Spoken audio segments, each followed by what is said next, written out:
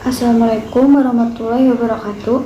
Kami dari kelompok 2 akan mempresentasikan tentang alat reproduksi laki-laki. Yang pertama, bagian luar ada penis. Alat kopulasi terdiri atas rongga.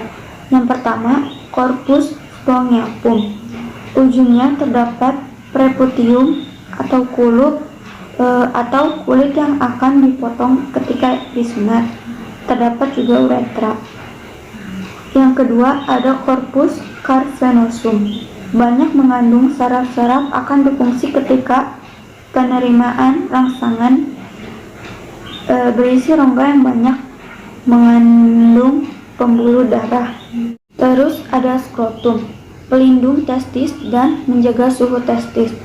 Kulit yang membungkus testis terdiri atas otot dartos atau otot polos, berfungsi mengendurkan skrokum atau mengkerutkan. Yang kedua ada otot kremaster atau otot lurik, berfungsi untuk mengatur suhu pada testis.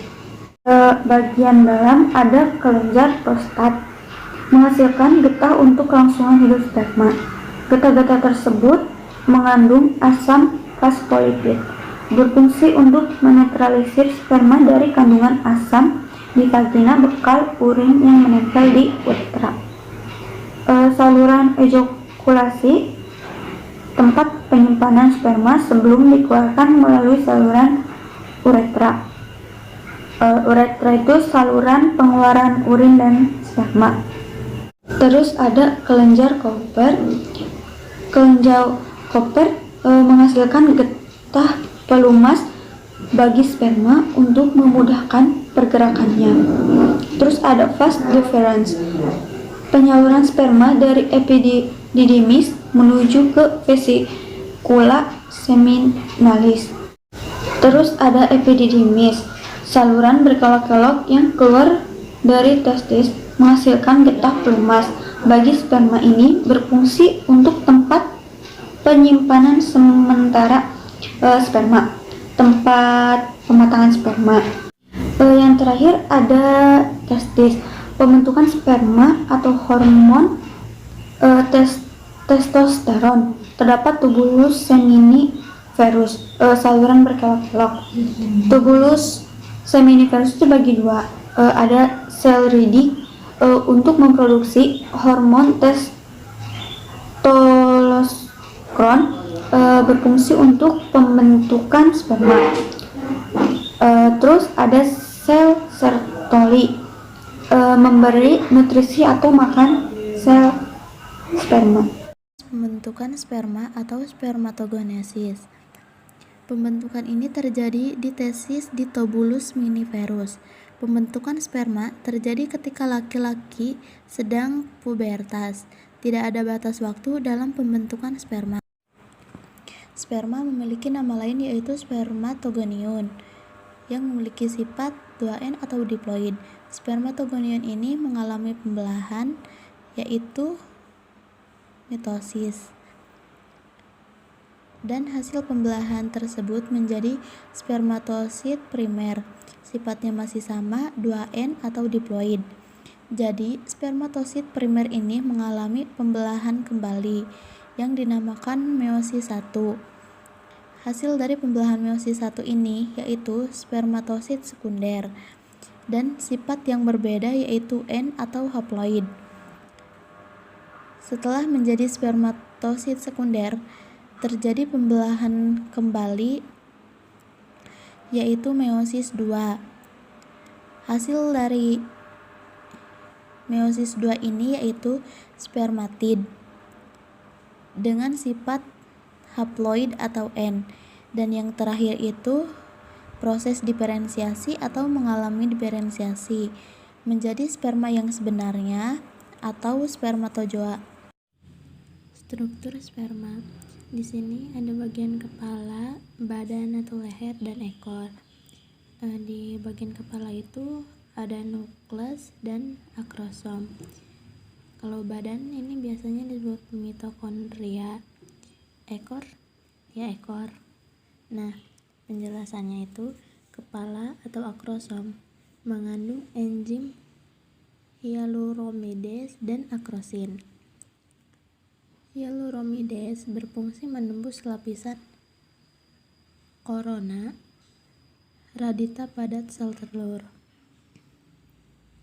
Akrosin berfungsi menembus lapisan zona pellucida pada sel telur. Mitokondria menghasilkan energi untuk pergerakan sperma. Ekor alat gerak sperma. Ini juga masih sama struktur sperma. Di sini ada bulat di dalam ya. Ini tuh nukleus dan bagian luarnya ini sitoplasma.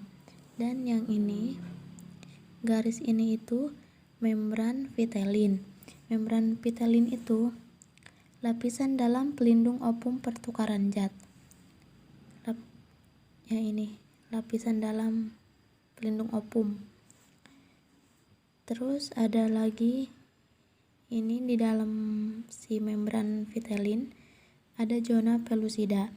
Zona pellucida itu lapisan tengah melindungi ovum, pencegahan lebih dari satu sperma yang masuk.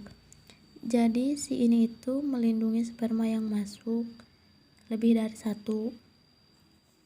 Terus yang terakhir ada yang bulat-bulat ini namanya korona radita.